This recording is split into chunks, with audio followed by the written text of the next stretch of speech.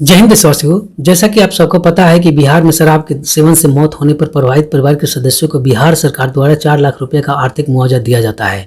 आपको यह भी पता है कि कोरोना से मौत होने पर हमारी सरकारें प्रभावित परिवार के सदस्यों को भी 4.5 लाख रुपए का आर्थिक मुआवजा देती है।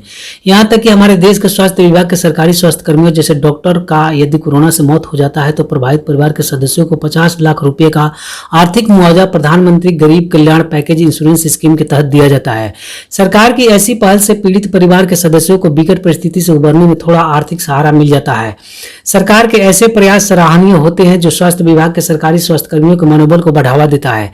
पर यहाँ ध्यान देने जो बात यह है कि हमारे देश के उपरोक्त नागरिकों का मौत यदि शराब के सेवन, कोरोना, सड़क दुर्घटना आदि से हो जाता है तो प्रभावित परिवार के सदस्यों को मिलने वाली राशि का इंश्योरेंस प्रीमियम या मुआवजा का भुगतान पूर्णतः सरकार द्वारा ही किया जाता है। जैसा कि आप जानते हैं कि आर्मी, नेवी और एयरफोर्स सशस्त्र भारतीय सेना के 3 अभिन्न अंग है। हमारा देश भारतीय सेना के शौर्य और पराक्रम पर गर्व करता है। आए दिन सेना के जवान अपने देश की रक्षा करते हुए शहीद हो रहे हैं। हम सब सैनिकों के शहीद होने की खबर को अक्सर मीडिया के जरिए सुनते और देखते हैं।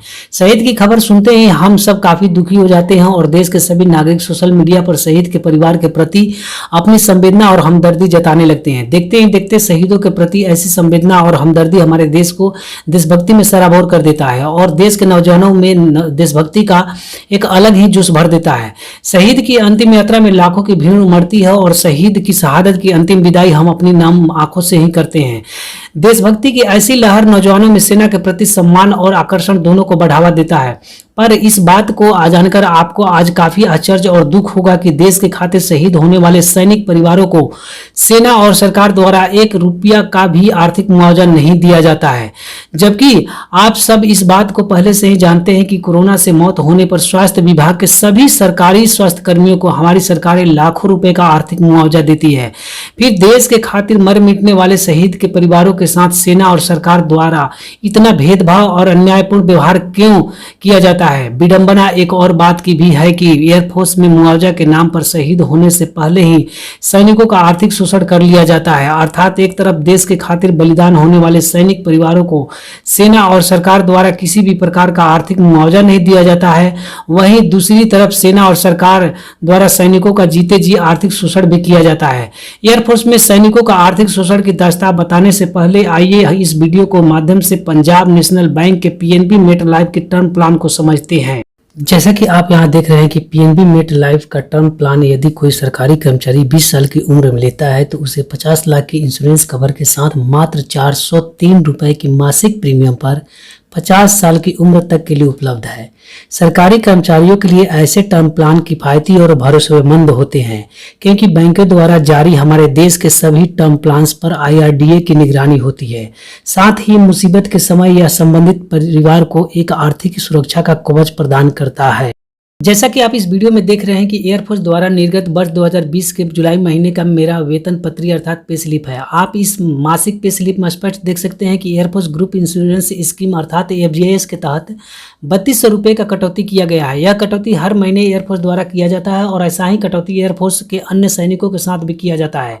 यदि सेवा के दौरान किसी कारणवश किसी भी सैनिक का मौत हो जाता है तो उस सैनिक की मृत्यु के बाद एयरफोर्स उस सैनिक के परिवार के सदस्य को मात्र 37.5 लाख रुपये आर्थिक मुआवजा के रूप में देती है और इतना ही राशि शहीद होने पर शहीद के परिवार के सदस्यों को भी दिया जाता है।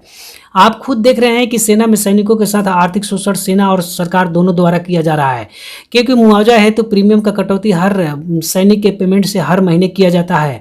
जरा आप खुद सोचिए, हमारे देश के पंजाब नेशनल बैंक 403 रुपये के मासिक टर्म प्लान की इंश्योरेंस प्रीमियम पर सैनिकों के शहीद होने या किसी अन्य कारणवश मृत्यु होने पर प्रभावित परिवार के सदस्य को 50 लाख रुपये का आर्थिक मुआवजा देती है, तो क्या सिर्फ 37.5 लाख रुपये की मुआवजा के लिए सेना के जवानों से हर महीने 3200 रुपये की मासिक कटौती सेना के जवानों के साथ अन्याय नहीं है? अब मैं यह कह सकता हूं कि हमारी सरकारें सेना के ऊपर सिर्फ राजनीति करती है और सेना के ऊपर राजनीति करने वाली हमारी देश की सत्तारूढ़ सरकारें सेना के शौर्य की गुणगान भी खूब करती है, पर देश के खातिर शहीद होने वाले सेना के जवानों के परिवारों को 1 रुपया का भी आर्थिक मुआवजा नहीं देती है। सरकारें चाहे किसी की भी रही हो, सेना के हालात में कोई परिवर्तन नहीं हुआ है। पर मुझे देश के माननीय प्रधानमंत्री श्री नरेंद्र मोदी से उम्मीद है कि वे एक राष्ट्र एक विधान के तर्ज पर सेना में शहीदों के मुआवजा पर एक सटीक और त्वरित निर्णय लेंगे।